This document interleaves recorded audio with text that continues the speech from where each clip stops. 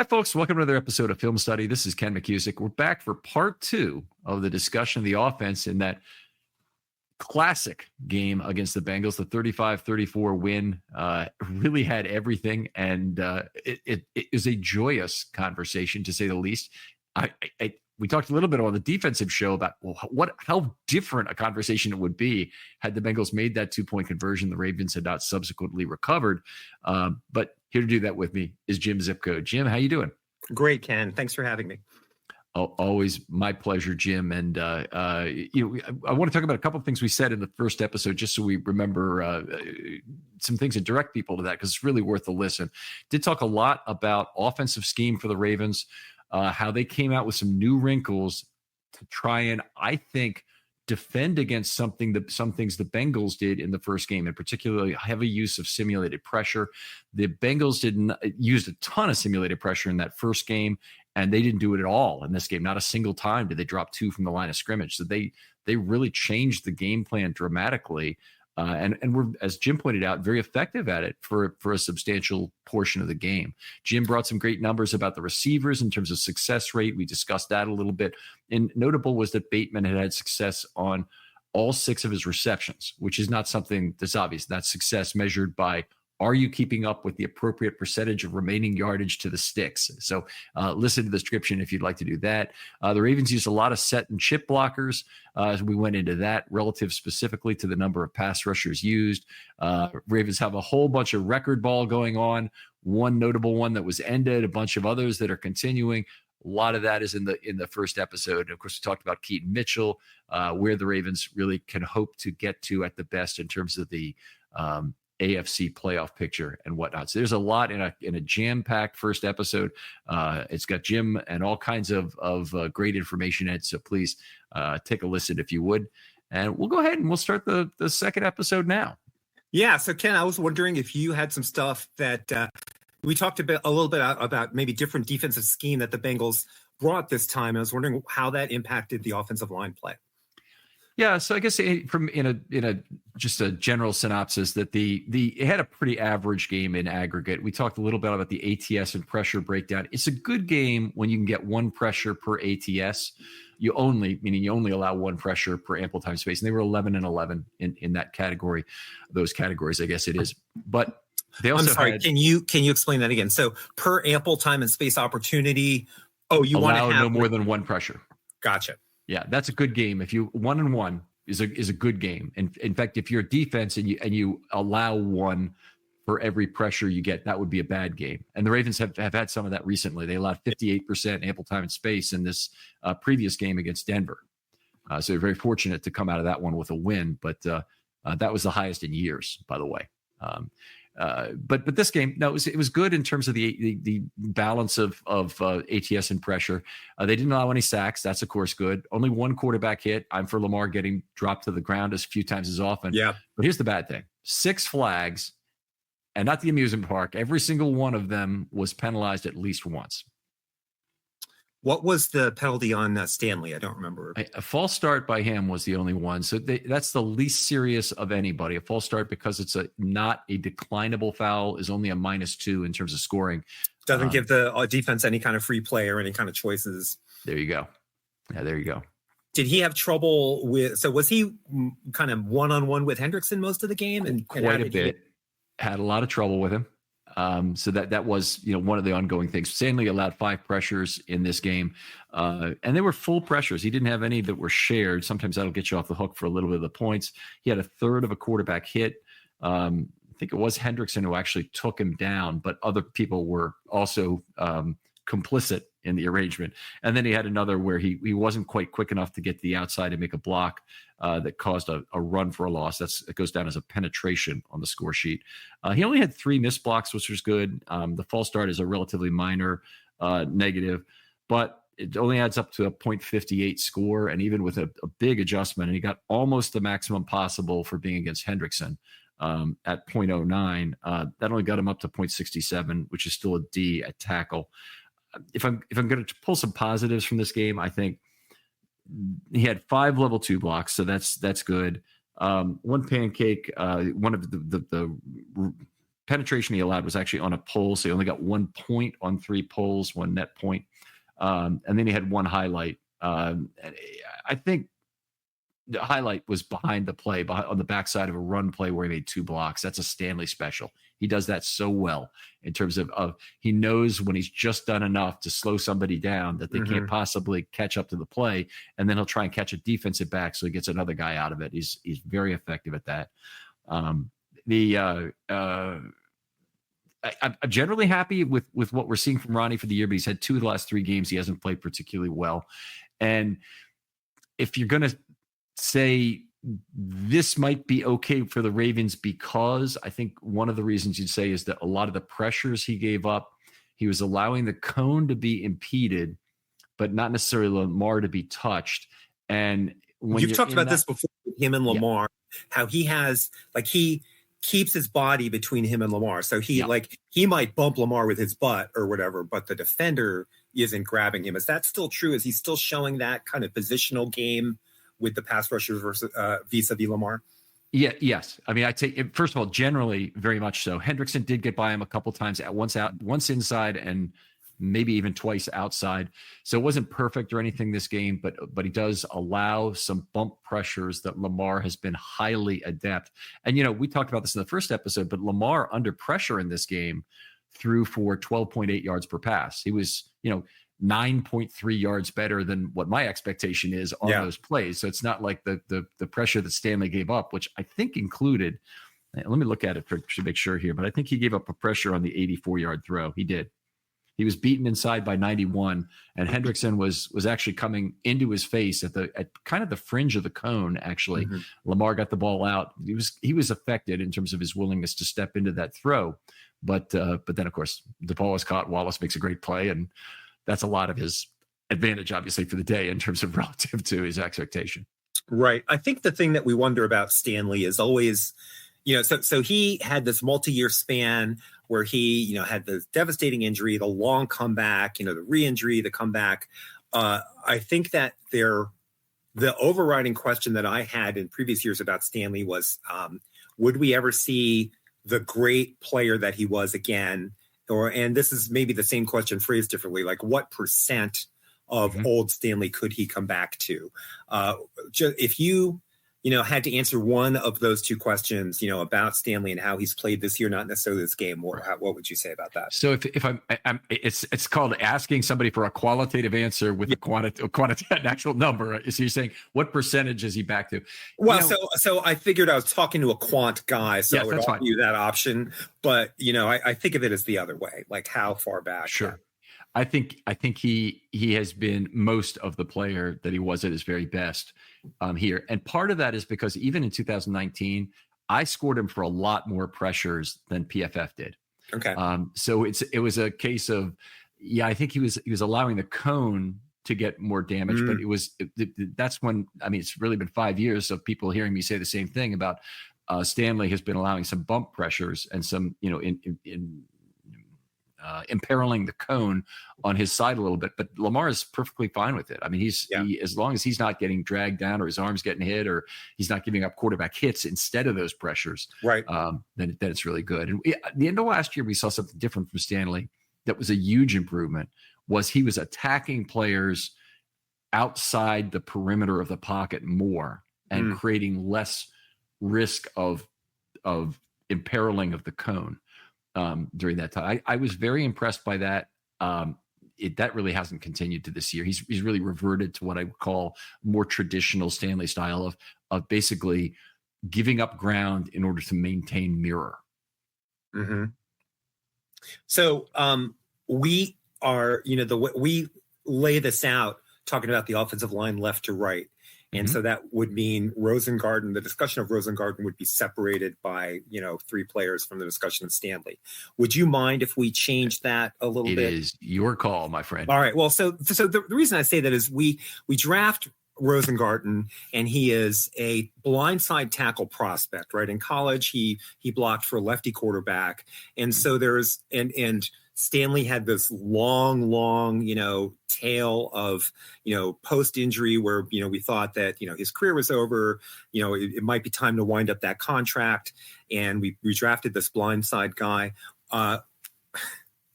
Before I ask you, I would like to tell you that I'm in no hurry to run Stanley out of town and put Rosengarten over on the left side. What is your take on Rosengarten's upside as a replacement for Stanley and the need to move on from Stanley? So the need to move on from Stanley, I don't think is high at all. I mean, I think he will be a good left tackle in the National Football League for several more years, barring a new injury. So that's very positive. So I'd be in favor of re-signing him based on the money being right. I remember the end of the first Clay Liston fight. They asked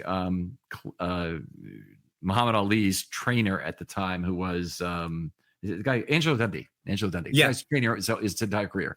He asked, what about a rematch with Liston? And basically without saying, did you just see what he did to Liston? Of course, we'll take a rematch. He goes, I don't think there'll be any problem if the money's right. That's my feeling about Stanley here in this case. And unless the money is ridiculous, I mean, I think that, you find a way. And, this is a case where I kind of hope Ronnie would put a value on being a Ravens Ring of Honor member, or perhaps maybe if it's not that, maybe it's, playing again with Lamar and having a better chance to win a ring. Maybe it's playing with an organization that generally has a higher probability of winning a ring than going somewhere else where your chance is probably just not going to be as good. So you're not talking not quite full blown hometown discount, but something of valuing 1.5 million less of AAV per year if I had to put a number on it. So maybe he makes 18.5 million here, he makes 20 million somewhere else. That kind of discount. Of value, there is value to being here. You're hoping in his mind. Yeah. So, go ahead. No, that's pretty much where I am. And if we're talking about Rosengarten then and how that relates to it, is that what you're going to? I was going to say one more thing about Stanley and then move on to Rosengarten. To me, the relationship between, so I'm not in the locker room. I'm just another jerk sitting on his couch watching TV with the rest of you guys and trying to read into the body language and like what we see them saying. But to me, the Ronnie Stanley, Lamar Jackson relationship is one of the most important relationships on the team for Lamar. And, when he was a rookie in 2018, when he was a first-time Pro Bowler in 2019, they had a big brother, little brother energy that was quite charming. And when Lamar had frustrations in 2021 and 2022, when he threw a temper tantrum on the field in Tampa, Ronnie was the guy who grabbed him and calmed him down. Now Ronnie's the one that Lamar is yelling at. Because Ronnie's drawing penalties or whatever, but that's one of the relationships that I trust the most on the team and I'm not eager to see that disrupted. So I think that's very valid point is that it's a great relation to keep. And if Lamar, he's not in a position right now because it's not a contract year to make conditions upon the team. But I think, one of the things he could really say once is please, keep Ronnie Stanley around, even if you have to make the sacrifice. I mean, they might come to him and say, hey, look, we can afford one of Mark Andrews or Ronnie Stanley. And honestly, I think that may be true. Who do you want? Ooh, he would pick Mark in that case, I think. I'm not sure. Cause I mean, he likes Isaiah Likely too. Sure. And Charlie Kolar is a good backup tight end, and they could draft another. And Andrews is a little bit older. He's not older than Stanley, but he's a little bit older in terms of where he is on the aging curve relative to Likely and Kolar. I'm not sure 100% what he'd say. But the reason the Ravens shouldn't ask him is that it can't be based on friendship and that kind of thing. But I'm not sure. I'm not sure how Lamar would feel about it. And they might have to bring him in and have the conversation with him after they've made the decision and say, hey, look, I know this is not going to be popular with you, but we've got to cut Mark Andrews. And I know he's an incredible target of yours, incredible friend of yours. But the choice was between him and Ronnie. And we can only planet theory. There's only so many humans on the planet who can, be that big as Ronnie Stanley and dance with Trey Hendrickson. There you go. And the Ravens can draft tight ends, and I'm not in favor of seeing either player go, but And I'm surprising myself by taking this position, because Mark Andrews is the more recent All-Pro, and he's, by the way, on an incredible streak the last 6 games. But so that was depressing. Okay, so that leads us right into Rosengarten. How did he play in this game, and what do you think of his growth over the season and his potential in 2025? All right. So one of the things we've seen these last 2 weeks in particular is that I don't think that his mirror is quite there yet. And it may be some things about dealing with the quickness of NFL level defensive ends. I mean, he had problems anchor wise at the collegiate level, at the national championship game against some really pedestrian guys that were at Michigan. A 7th round draft pick, Harrell. There's another guy's coming out in the draft this year. It wasn't an exceptional group. It wasn't like they had David Ajabo and Aiden Hutchinson, that year. This was a group of guys who were several notches down, and he had problem after problem in terms of anchoring against them. But I think his mirror was showing up pretty well until the last couple of games. This game had a lot of problems giving up, being beaten outside, being beaten inside and whatnot. I'll go through it here quickly. He 57 plays, 47 blocks. He missed 4, gave up half a penetration. Again, that's a shared loss on a run play. 3 full pressures, a third of a quarterback hit. So he was part of the phone boothing of the pocket on the one that I think PFF probably gave it to Stanley, because I think it was on Hendrickson's side, or Hendrickson got it rather. And then he had an illegal formation penalty. And illegal information and false start are not the same. A false start is a pre-snap 5 yards only penalty. They stop the play. The play is dead. The play is dead. Illegal formation is you give a free play to the defense play. And they can. And so I think people don't understand that, right? Because we think of free plays for the offense like on an offside, but the thing is that the defense could create a sack fumble, a pick 6 or something like that, like a disaster. And they loss have of 5. Loss of 5, which would be a loss of down. I mean, there's a lot of plays. If it's a third down for starters, it 3rd and 4. Yeah. It's 3rd and 9 on the false start. It's either third and 9 or you're off the field, right? on an illegal an IDP. Yeah. Yep. All right. So now, do you think? So you talked about. I'm sorry. Please go ahead. You're still 0.63 with adjustment, 0.68. I got a D. Only 2 level 2 blocks. There was nothing special in terms of highlights or pulls or anything like that, which is why he got along with the fact that Trey Hendrickson is not on that side, why he got a significantly lower adjustment than Stanley. So anyway, D. So that's a D from the left tackle and a D from the right tackle on a game where the quarterback posted a 140 quarterback rating. Yeah, and did not sack. It's that is an unusual pairing, and you've captured that correctly. And we're not through with the D's on this offensive line. I'm sure we are not. Yeah. So the disparity, right, between Lamar's production and the offensive line play is startling. Yeah. So is there any? Go ahead. It has been the last few weeks. I was just going to say, last week he only got 3 ample time and space opportunities, and he had perfect passer rating. So on 20 passes plus sacks. So I don't want to deviate too far from the offensive line, but a key factor that makes this offense go is Lamar's ability to make a guy miss in the backfield and keep the play alive and throw not under pressure. Like he skates away, like he's flushed down and he's no longer pressured when he finally throws the pass. Bill Walsh said way back when he, in his first book, he was talking about the drafting of Joe Montana. And he said that on a play action pass, when the quarterback turns back around, he's going to have to make one guy miss because one guy will be unblocked on a play action pass. And that was one of the reasons why he preferred a quarterback with mobility. And I'm still talking about Joe Montana here. If you think about his first great highlight, the catch, Dwight Clark in the back of that end zone, the catch comes after the throw, which is Joe Montana skating smoothly back away from, Randy White and Ed Too Tall Jones and all those guys. So mobility in a quarterback, in order to make an offense go, like we see that in Aaron Rodgers, peak Aaron Rodgers, we see that in Joe Montana, we see that, so that's not an uncommon factor for great quarterbacking. That mobility is a huge, important component of the passing game. But Lamar, I'm doing a lot of hand waving here. Like Lamar is just a level or three above that, I think. Right. I mean, if go watch some Steve Walsh or Steve Young, I should say, playing for the 49ers. And some of it's unfair because a lot of times he's literally running on a baseball diamond in the highlights you'll see. But the guy handled like a shopping cart relative to Lamar. I mean, he's a completely different guy in terms of. And he was a great running quarterback. Yes. Yeah. And not saying anything negative about the guy as a passer, as a quarterback, even as a runner relative to other guys of his day. No. But if Hall of Famer Steve Young, no, I understand that you're not saying anything bad about him. But if Michael Vick was one level below Lamar as a runner, which I really believe there's a complete difference in terms of leverage and straight line style and whatnot, then the guy who's 3 or 4 levels below him is Steve Young, and he's still a great running quarterback. So unbelievable. So Lamar's 27 this year. I've been noticing a number of plays where Lamar lingers in front of a pass rusher and then dances away from him, and the pass rusher grazes his hip with the pass rusher's fingertips.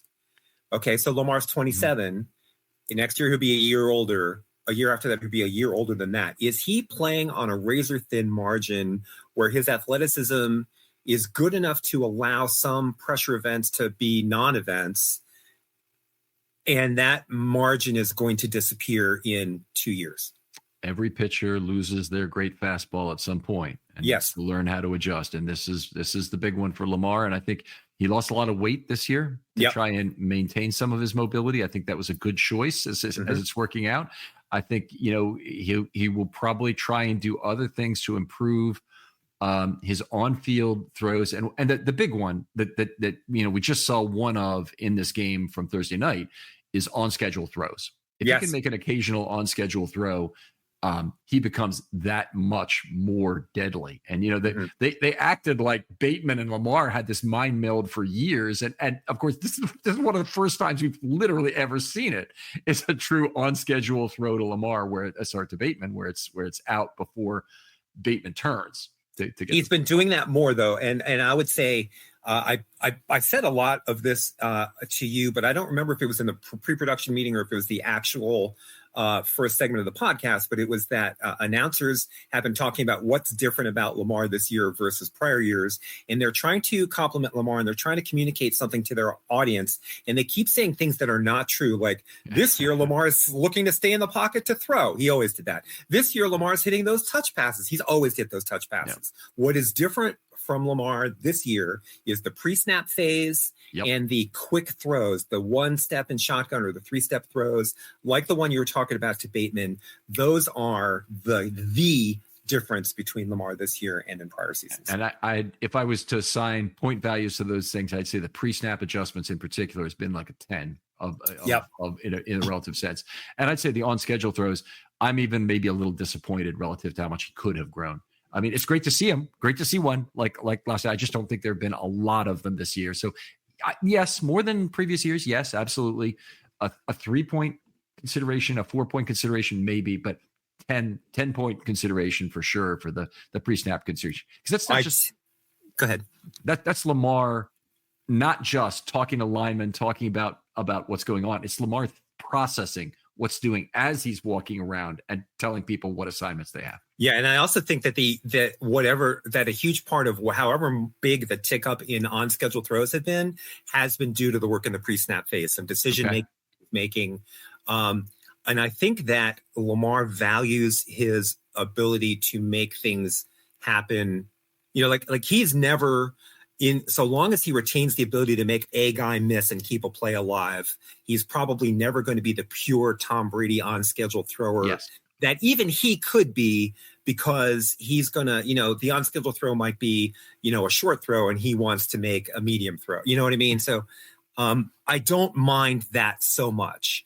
I think that he's not taking some on-schedule throws that he sees because he wants to go for a little bit more. I mean, seriously, let's start with, how are you going to argue with 136.1 quarterback rating over the last 8 games? You can't. He's been so successsul. I don't want him to do anything different until comes down some. Until he can't do that. So anyway, they always give the business example of Polaroid camera and how they had to decide to change when they were doing fine. because Yes. they kind of knew that the market was not going to persist in the way it was going forward. And there is some of that for Lamar that'd be nice to figure out kind of in advance some of the tricks to making on schedule throws in preparation for 1 or even 3 years from now when it's going to be more important as a part of his game. My sense is that he's done that. My sense is that he's not doing as many on schedule throws because he can still do the other thing, and he likes the intermediate throws, the cost benefit on the intermediate versus like the short throw. But he's already laid the groundwork for doing the thing that you describe in the pre-snap phase and those quick throws that he is taking. So when you talk about laying the groundwork, I think that the things that, Todd Monken and he have worked on in the offseason, I think the things that you see Lamar doing in terms of, so they had that great interview comment when he made that big play to Justice Hill last game or last week maybe. And he said, a reporter asked him, what did you see pre-snap? Did you know, whatever? And he said, I'm not going to say that. I'm just going to say I knew where I was going with the ball when the ball was snapped. And so that kind of thing, that groundwork, I believe, is being laid for, 2 years from now or whenever he's lost a quarter step. But he still can make the plays that he can make. So he's not using it all the time because he wants to go deeper. That's what I think. It's going to be discreet in terms of how this runs off. People, one discrete of the things, like EET or discrete as in separate. You know what I mean? Like discrete in meaning he won't like have a linear loss of speed unless things really continue on. Like there'll be a drop because of some injury that will be fairly significant. And then he'll have to play hurt, and he might not be as mobile when that happens, and he'll be significantly disadvantaged if he doesn't have some of these other tools in the box. So do you mind if we keep scrambling along the offensive line, not doing them in absolutely order? Let's do it. So the player that's next to, I'm sorry, I wanted to ask you one more thing about Rosengarten. In terms of his play, not so great. Is there any possibility, I don't know that how many times in college he played a Thursday night game after a Sunday game. He's still a very young player. Also, we have to, at some point be, there is such a thing as a rookie wall, or there sometimes is. Do you think that Rosengarten could be dealing with some things physically that are not an injury necessarily, but are, residue of a long season, or not having a body that's, quite ready to bounce back on Thursday night after a Sunday game or anything like that? Certainly that's possible. My expectations of play for any rookie are lower, period. Mm-hmm. So I'm just going to say, particularly in the offensive line, where the Ravens have shown very consistent patterns of development from their players, Rosengarten's at a just about a point or two below the middle of the C range right now for the whole year. He was at a C+ earlier. Okay. C+ would be fantastic out of a rookie player. C is good. And C- is perfectly fine in terms of if you're a starter, and there's a lot of projected upside still you've got from that. And the Ravens have shown player after player after player have gotten way better as their careers have moved on. Rick Wagner and Ryan Jensen, all these guys who were, kind of marginal later round draft picks. We're still, guys the Ravens could make something out of. Patrick McCary, James Hurst, even those guys who have had multiple positions they played, and they've had the development slowed by some of these things. It's worked out. So if he could continue on at basically a C level for the rest of the years, I think the Ravens would be very excited about where he could play. I think he could end up on the left side. I think it might be the right move to try and have him stay another year on the right side based on what I see out of the combination of his mirror and anchor right now. Such a young player. All right, the guy next to him, Daniel Fa'alele. Maybe something. Maybe we might say different things about him and his bright future. What would you say about his play? Yeah. There's constantly there's a different frustration. It's just always something with him. Emily Latella, if you remember that from Saturday Night Live, then you're as old as Jim and me. But he had 8 missed blocks in this game. A lot of those came in level 2, where he moves to level 2, and his a combination of decisiveness, lack thereof, really, and movement makes him unable to find a block. It was a good game as a pass blocker for him. He had 1/2 of pressure and 1/3 of a quarterback hit, which is only -2 in points on all his pass blocking snaps, that's quite good. But then he had two penalties. He had a holding penalty, he had a false start, and I don't know for sure if the offensive holding or the false start actually stalled a drive. But the Ravens had some drive stalling penalties in this game for sure. And he ended up with 0.67 per play at guard, even with an adjustment that didn't make the C level, so it was a D. Unfortunate. 5 level 2 blocks, that was good. He was 4 out of 5 in pulls on this game, that's better than he has been doing. Pulls have been a problem for him. So, as bad as he's been at times, he's also been pretty good at other times. And, I'm starting to drink some of the Kool-Aid with regard to maybe this guy could still be a player. And maybe the Ravens are about ready to, cut him loose, because his last 4 games is FDCD in terms of his results. But his overall for the year is about 0.72, which puts him at FDCD? Those are the grades from the last 4 games. Okay, gotcha. So he's been, a high D for the last 4 weeks combined. I'm sorry, for the last 4 weeks combined. For the season, he's probably D plus, I would say C minus at the highest. But if you were to improve just a little bit and be a C or C plus player the rest of the year, that's not a marginal improvement. I don't want to pretend like that's a micro improvement. But if you were to do that, he'd immediately project himself into the group of players that you need to try and consider signing early. And in some ways, he could be a priority, because you may really have untapped something that's going to be more value in years 4, 5, and 6. And you can get a guy after year 3, hasn't made any money in the NFL, strong desire is not the right word, strong incentive to wrap up, some generational money now. We're not talking chart topping numbers. I mean, if he signed for 3 years, 12 million or something would be the kind of thing I'd be talking about. James Hurst type contract at the outside with 4 for 16, 4 for 17 kind of thing. But what's his age? I mean, he's 3rd-year player. I think he might be 26 right now. Let me get that real quick for you. And anyway, that's all I really had to say about Faalele here. Did you want to move on? And well, I'd like to talk about the 2 guards together, and then maybe take a second to talk about the options against those 2 guards. How did according to this, Faalele is still only 24. Really? Yeah. I would have thought he was older than that. Well, all right. I don't have the days on the particular one I was looking at. Let's see. You want to talk about McCary next? Yeah. All right. So McCary had a fine game, 5 missed blocks, and he's been up and down a little bit, but he's generally at left guard. He's been more up than down. 5 missed blocks. He did have an illegal downfield penalty. I believe that stalled a drive, and that was notable because McCary had 7 penalties so far this year beforehand. 1 was declined. Now, declined is not a good thing in offensive line penalties, because it means the defense got alternative was worse. Yeah. So that often does mean a drive was stalled because of it. But he didn't have the 5 holding penalties against him had all been accepted, and none of them had stalled drives, which is remarkable. Yeah. That's the Lamar Jackson offense, getting him off the hook. Anyway, this week he had an illegal downfield play, and that did stall a drive.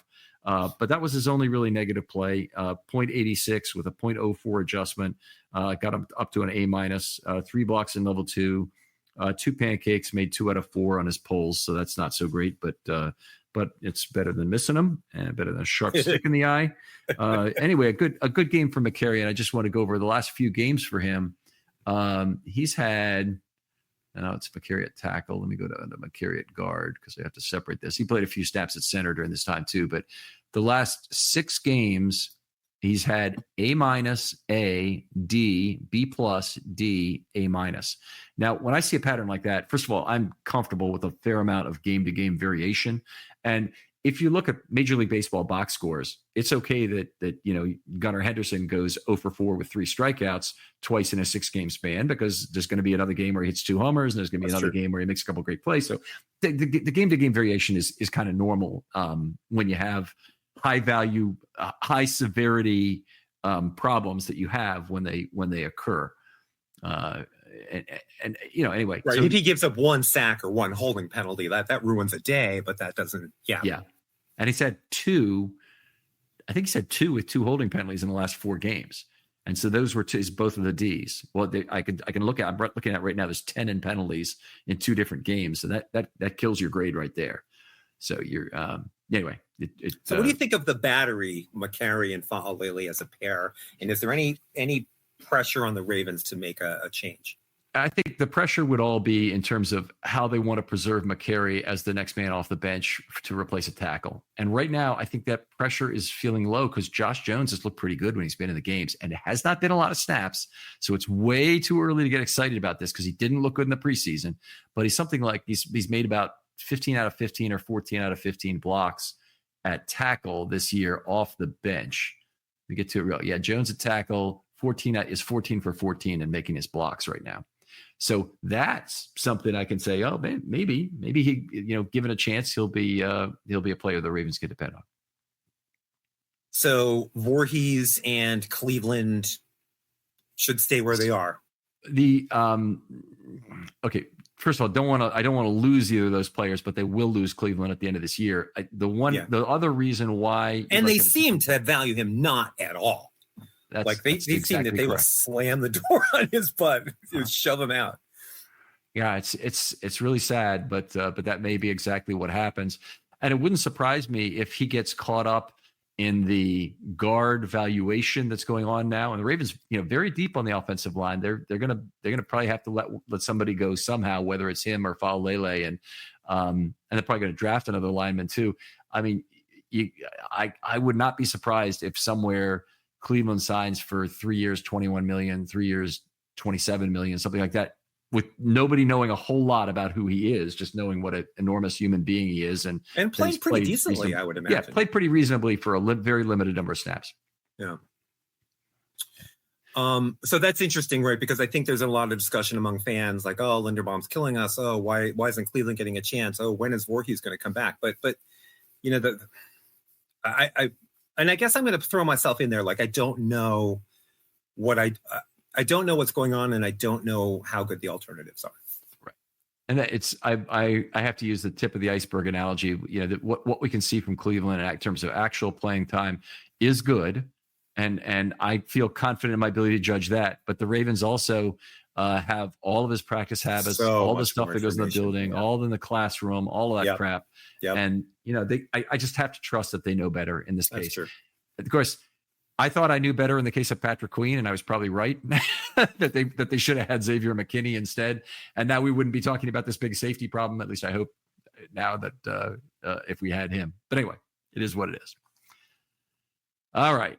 Let's go on. They've got one player left on the offensive line, so I'm just going to jump into. Should we move on to Linderbaum? Yeah. Linderbaum. Tyler Linderbaum had another fine game, and he's had a couple of games which have not been that great, but this is a nice recovery with a very positive game, an A- overall, 2 missed blocks and 1/2 of pressure. I did have an illegal man downfield, and I believe that did not kill a drive, if I recall. And I'll have to look for it here, but he just had another very good game. He always has good peripheral stats in terms of how he's let's see, Mekari had one there. Let me do this real quick. Yeah, no, they ended up scoring a touchdown. In fact, they ended up scoring a touchdown on his other IDP. It was the last touchdown they scored to go up 35-28.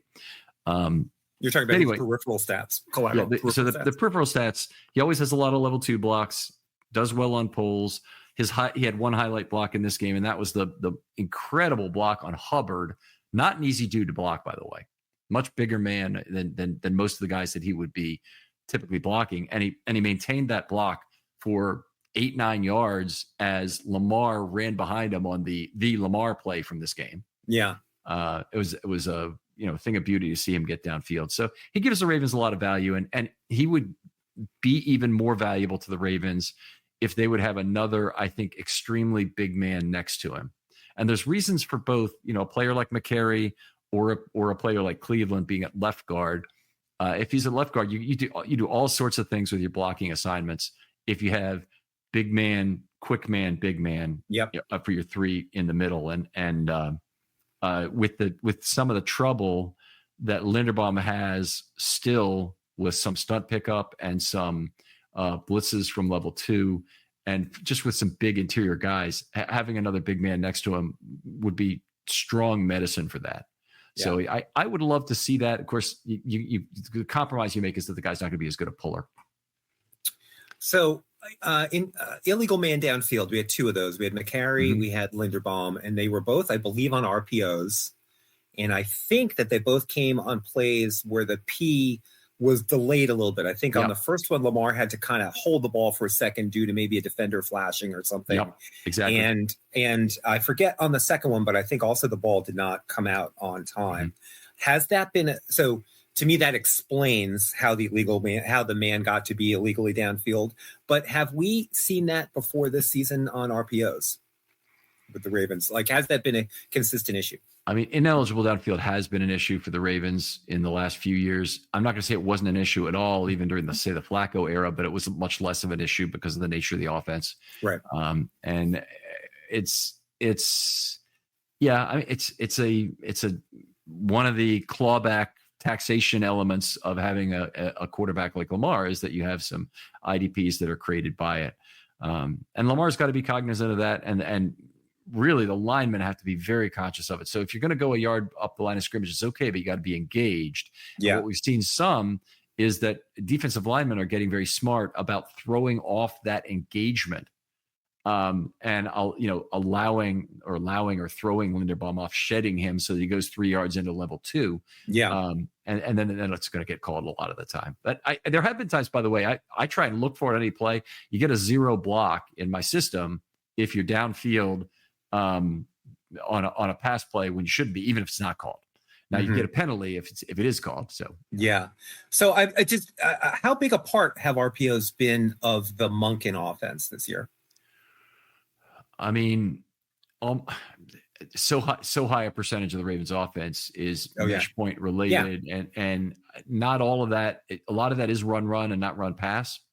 But the Ravens, I mean, they have the ability to do triple option plays right now, and it's only like basically time of development that takes away from that. Like a true run pass option or comes out of the mesh point and is thrown is something the Ravens didn't do for a long time. They did it in 2019 3 times the whole year, twice in the game against Miami.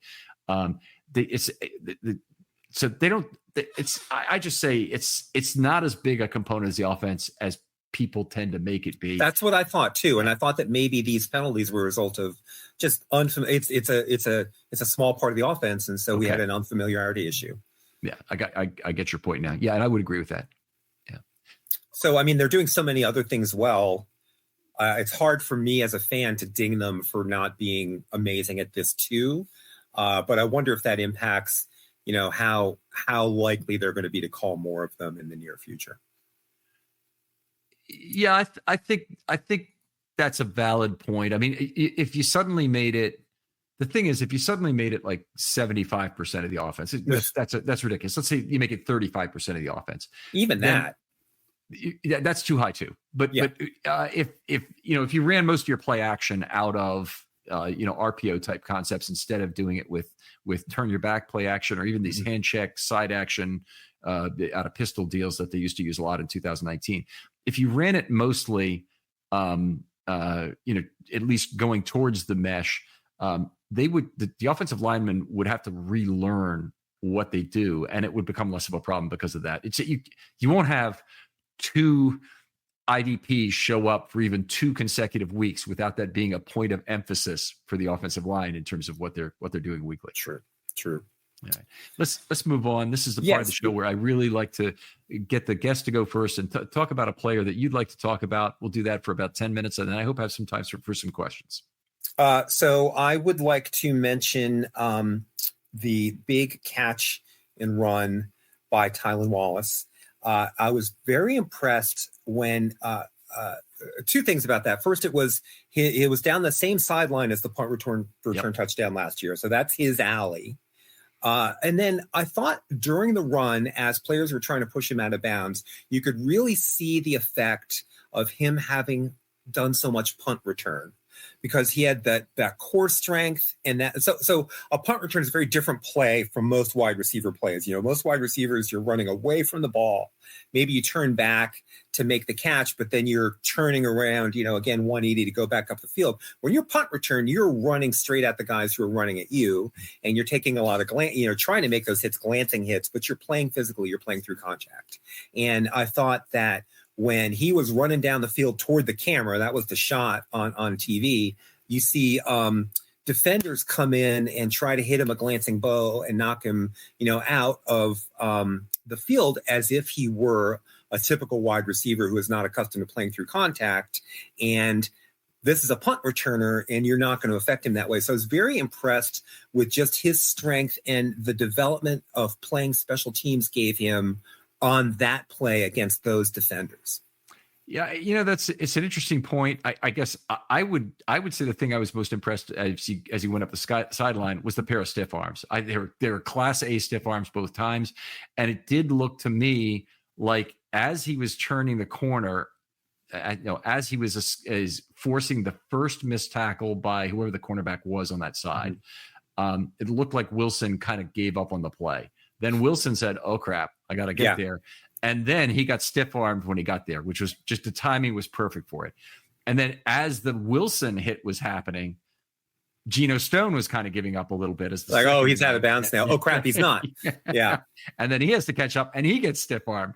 Yeah. Thing of beauty. I mean, both of those stiff arms were legendary. And so you were at the game, and you might not have been aware that there was a replay question about whether Wallace had stepped out of bounds. I've seen it since I got home, of course. Oh, okay, yeah. So his toe of his cleat was in bounds, and his heel was out of bounds, but he didn't put the heel down. He was staying on his toe on that step. It's just a wonderful play. Yeah, it was a thing of beauty. Let me pick a player. Wallace's, by the way, his play so far this year is off your yards per target metrics with over 29 yards per target. He's crushing that and his success rate. So I multiply them for a YTS statistic, yards times success, and he's leading the Ravens, but it's a bit of small sample size theater there. He's 5 for 5 in successes. I'll have to check my spreadsheet. Okay, but I think he's got to be close because he's had 5. He was 2 for 2 before this. It's a question of were all 3 successes in this game because 2 of them certainly. Oh, they were in this game. Yeah. Yeah. Okay. Then he's 5 for 5 because he had 2 third down conversions before were his first 2 catches of the year. So if he's 5 for 5 and at 29 yards per no, target. I'm sorry. It was 2 out of 3 today. He had one shorter one. 2 out of 3. Yeah. Okay. But still 80% of 29 yards is going to be one of the highest numbers of all time, probably for even 5 catches. Yeah. So he's 23 YTS, and our second place player, Charlie Kolar, 8.75. And then you get Mark Andrews at 6.61, which is success rate times yards per target. All right. It's a good statistic to put together. It's kind of like an OPS that you're putting 2 things together. I like the way it's done.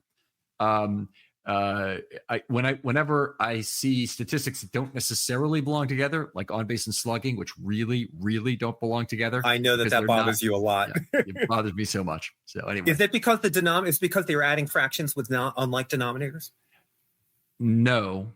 Yeah, actually the denominator is similar enough between plate appearances and at bats. It's the problem is the relative expectation for each item. So if the league has a 420 slugging percentage, but only a 320 on base percentage, and then you're saying 350 is as good as 350 on base is as good as 450 slugging, the other being the league average. Yeah. I see what you're saying. Yeah. No, I think this is just kind of like what percent of your yards per target do you get to keep because the plays are successful? Yes. Yeah. All right. Well, life is good. I'll just pick a player that I want to talk about. Mitchell's usage, I'll talk about very briefly. Two snaps only in the game. 1 he ran, but it was negated by penalties. He only had 1, non-penalty snap that he played. Didn't touch the ball on it. I like the idea of using him as a pony player. I think he adds a misdirection component. I think he can take some. He probably takes some snaps away from Flowers if you want. He certainly can happily take some snaps away from Deontay Johnson because I think he brings you a little bit more there in terms of how the defense will react to him, if nothing else.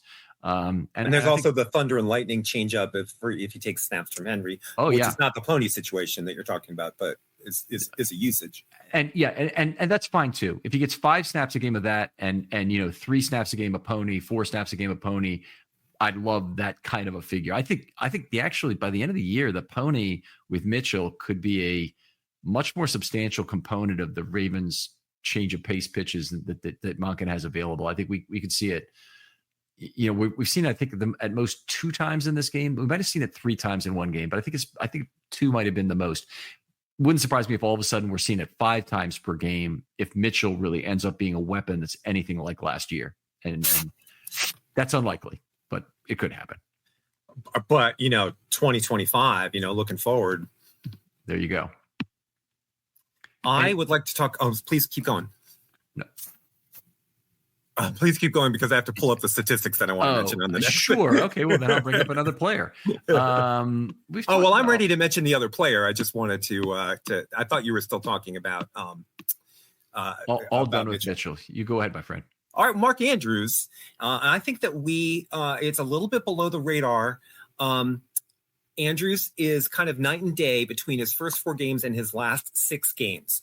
So in Andrews' first 4 games, he had 6 receptions on 9 targets for 65 yards. That's a 7.2 yards per target, and that's a 55.6% success rate. Mm-hmm. I multiply them, I get 4.0 YTS. He had 1 explosive play, which is a 20-yard reception in that span. He had 2, I'm stealing another baseball statistic, the concept of quality starts.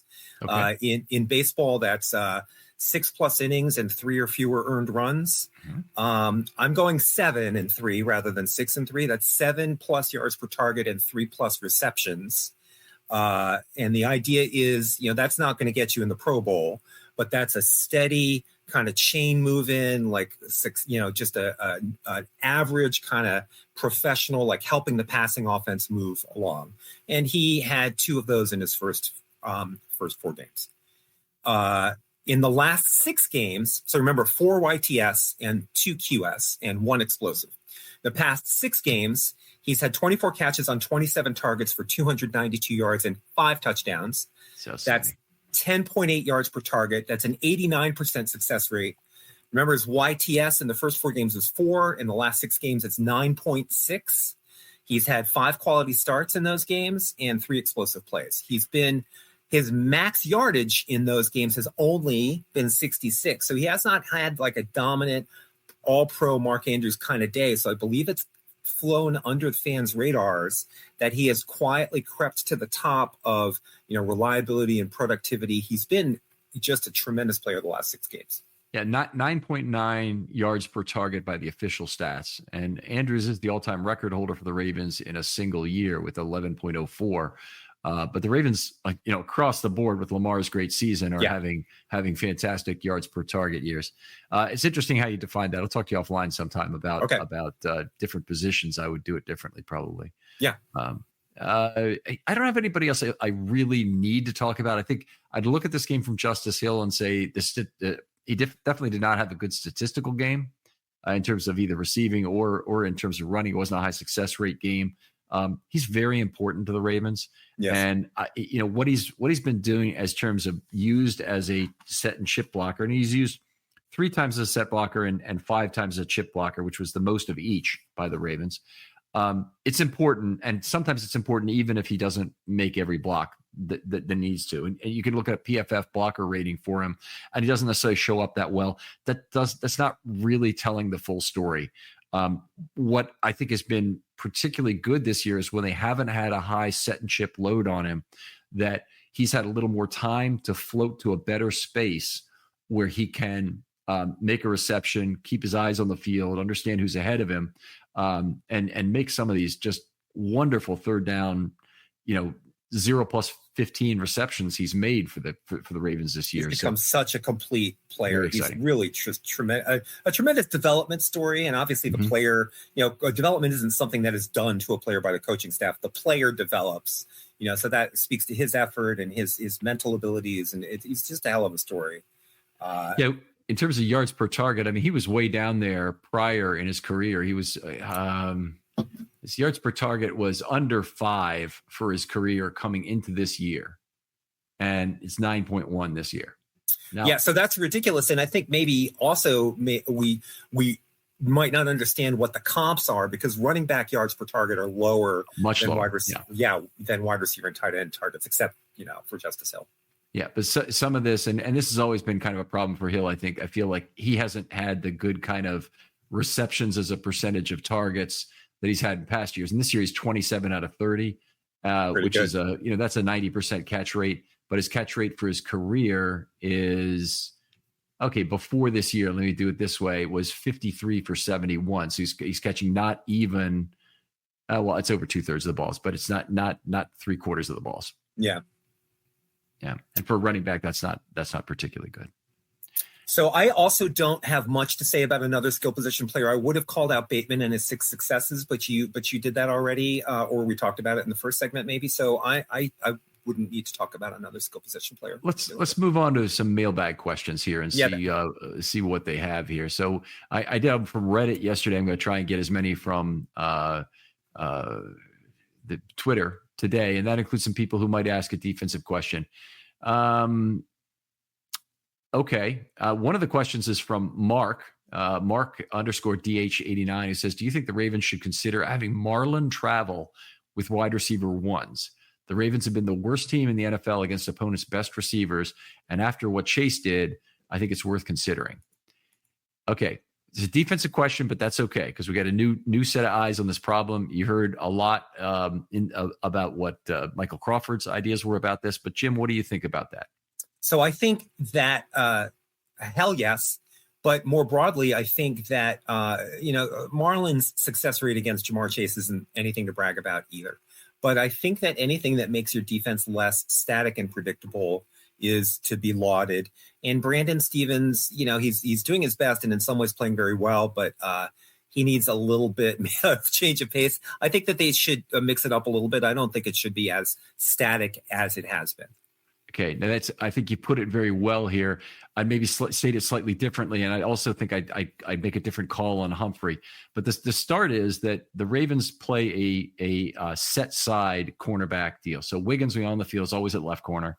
When you say that, that's the defensive left. So we're looking at the offense, and it's our left. It's the offense's right side.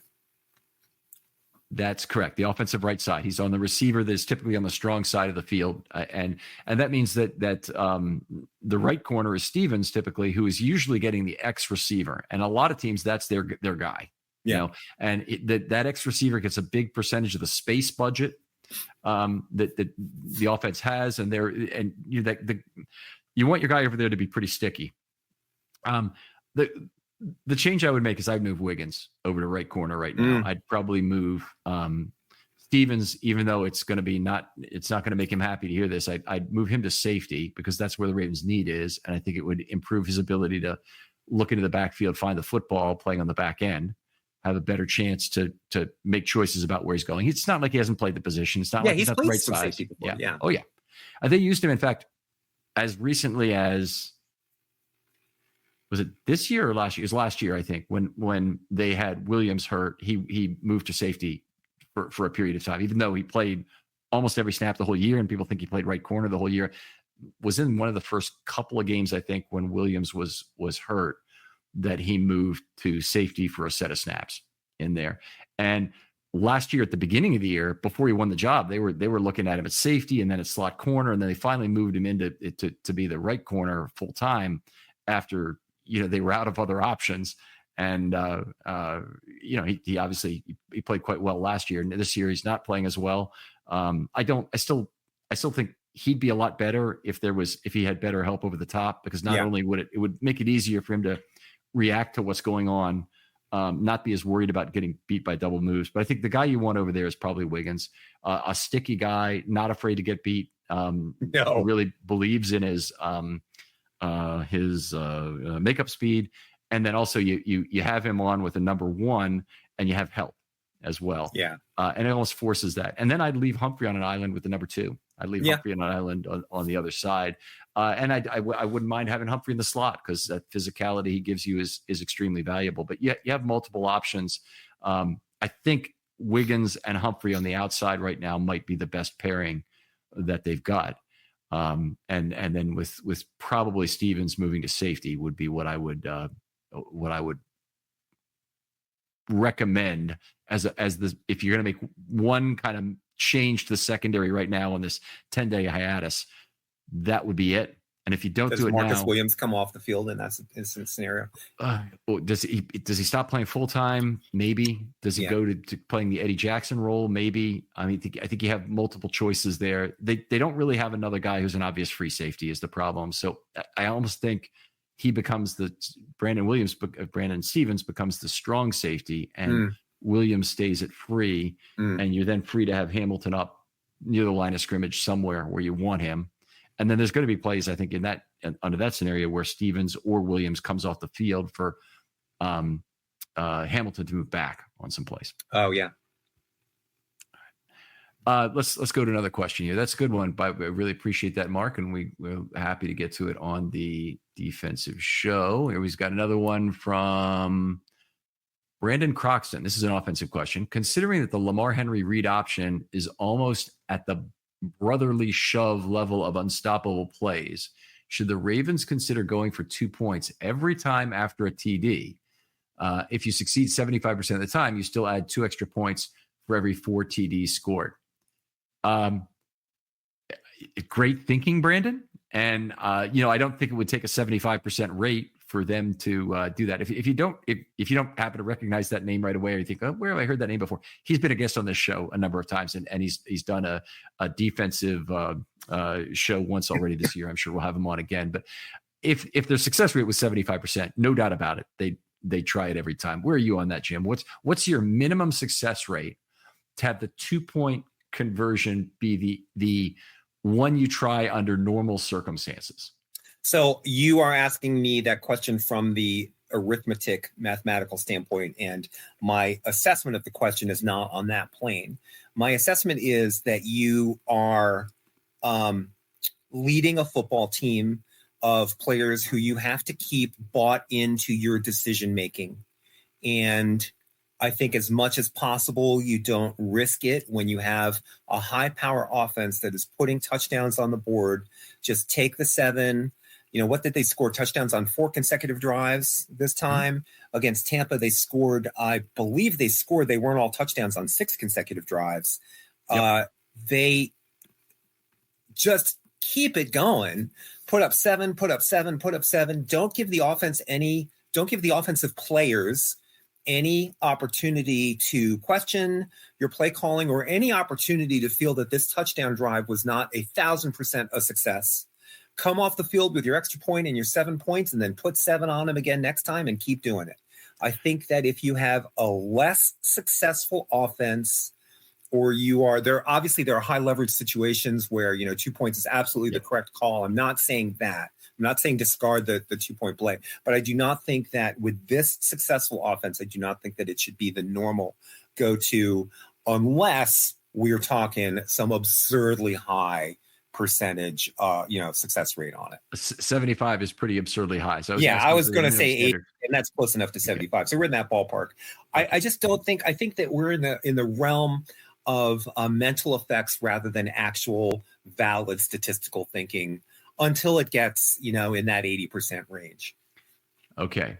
I'll say this, and this is maybe a different way to do it mathematically. If you could get your it doesn't even have to be much over 50%. If we were to 55%, then I would be in favor of every single time you're down 14, regardless of point in the game, when you score to cut it to 8, you always go for 2. Always. It's automatically the best move from about halftime on in NFL games. You only have to have about a 38% success rate. But I think if you had that kind of expected success rate, the only downside I could see to doing it as often as Brandon is suggesting, like you might do it, 4 times a game, 5 times a game, is that you're going to have a pretty big stable of 2-point plays to maintain that. And you're going to put your offense at a little bit more injury risk. I'm not terribly concerned about that. Including QB1. Yeah, including QB1, but it's because he's going to have to run and you're going to want to use the mesh point, and yes. Brandon is making that point. But I really love the idea, and Brandon, this is something that ought to be suggested, I think, more prominently to people like John, to Harbaugh, to figure out if he would buy into this notion. And I think part of the question that you would have about it, I think you pose it to the players in part and say, hey, look, guys, we're going to go into this and we're going to practice 2-point conversions very heavily this week because we're going to score a bunch of touchdowns. This defense, I don't think can stop them. But look at this as a experiment here, or an investment in what this offense has done. I mean, we believe in you guys. We know you're going to score over half the time. We're not just going to stop doing it because you miss occasionally, and we're going to do it in the highest leverage situations, and it's going to work out most of the time. So I believe I think that you just said that you would start it in a game that you expect to win fairly easily against an outmatched opponent. You could try that. Yeah. I thought that was what you were saying. Yeah. Yeah. You certainly could. And you're point by point as you go through a game, you could still make a different decision about it. If a single point puts you up 9, then you might not go for 2 and risk staying up 7.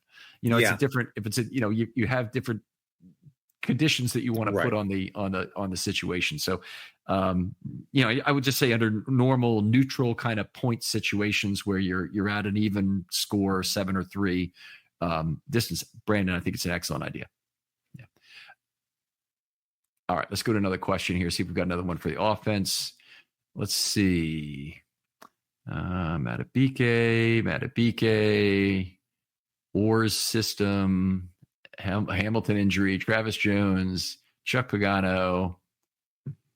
Okay, well, so it is no surprise, I think, that after this performance that we would have a lot of questions about the defense. Yeah, but some positive questions about Travis Jones and whatnot. Felix Billington. I have not seen this name. It's _Felix_B_. If you're one of the big underscore people on Twitter. Hey Ken, love the pod. Thank you. Do you think there's an opportunity to leverage Bateman's contract into another favorable deal? Do you think he would be open to taking a 3-year, $40 million deal at the end of the year? So he is still so far from free agency. So the point is he's 2 years from free agency. He has one of the best contracts in football. And I hope what Felix means is a tack on 3 for $40 on the end of that, where he'll get a big signing bonus to go with that. Effectively, he's got to play 5 years with the Ravens. I think he might have to wait until the end of 25 to get his extension. I would think so too. Yeah. But I do it. Costa has plenty of work to do this offseason, and I think that he's done his Bateman work, last year, and isn't, that he's got that one crossed off for thinking about for the next year. Yeah. Bateman is he? So he's clearly grown this year and has shown that he can be a positive football player on your team. Has he shown enough to deserve a bigger contract? So 3 for $40 isn't wide receiver 1 money. Yeah. So I wouldn't be too concerned about that. That's it would be in the top 25% of wide receiver contracts league wide, but there's a lot of wide receivers in the league. So there's your average number per team is probably 1.25 who are making that much money. Given the success of the offense, I wouldn't have a problem with it. It would be on the table as one of the choices in terms of cheap extension opportunities available at the end of 25. Mm-hmm. The other players that'll be really important at the end of 25 are Hamilton, and any second-year player. No, there won't be Flowers because Flowers has a 5th-year option. So what other second-year player is going to be up after 25? Tavius Robinson would be one who might be a player you'd consider signing early after 3 years after 25. And Keaton Mitchell might be another one. Trenton Simpson might be another one. Simpson is a lower round pick, so he'd be a guy you have to get early. So the Ravens have several every year. That's exactly what you want. Is you want to have several choices where you can really make the franchise altering decisions on. And if you might lose them a year forward, then you take your chances. And the great thing about teams that draft well is they have to make lots of heartbreaking decisions, and it sucks for fans. It really does. But it's I like the way you phrase that because it's so much better than the alternative. The reason it sucks for fans is because they're drafting well and bringing in good players. That is preferable to the alternative. Yep, absolutely. All right, we're going to have to call it there for the night. Great questions, by the way. Always adds a lot to the show to have some good new avenues of thought, Yeah, and yeah. I really appreciate that. But more than that, Jim, appreciate you having you on for these 2 hours. And so it's always fun to talk football with you. Tell folks where they can catch up with you online. You can find me on Twitter. I will be reading and replying to Cole and Ken and MC and all of the guys who are on Ravens Twitter. Also on Threads, if you are on Threads as an alternative to Twitter. And after every game in the regular season, I write a column that appears on RSR about the Ravens receiving game. That usually appears either Wednesday or Thursday. All right. Really appreciate always at the end of a long show like this, a long double show. I always know that it's the most loyal listeners of all that are still with us. Thank you for staying on. If you want to do something nice for the show, I've got 3 recommendations. One is show somebody new the show, try to get them to play it directly off the website. Maybe if it's an older person, particularly who's not particularly facile with podcasts. So if you're running into me, that would be the way to get me to listen to whatever true crime podcast you like or whatever. I've become a little more facile with YouTube videos lately, but that's this is something I think there are a lot of older people who just aren't into podcasts in the same way. And as always, write us a 5-star 50-word review if you don't mind taking 10 minutes out of your day to say some things that helps drive traffic to the show, and always really appreciate it. The other thing you do, hashtag Film Study Mailbag with your questions. They always provide us with some great new content. Thanks a lot for listening. Jim, thanks again for coming on. And thank you so much for having me. It was a gas. It was a pleasure. And we'll talk to you next time blast on Film Study.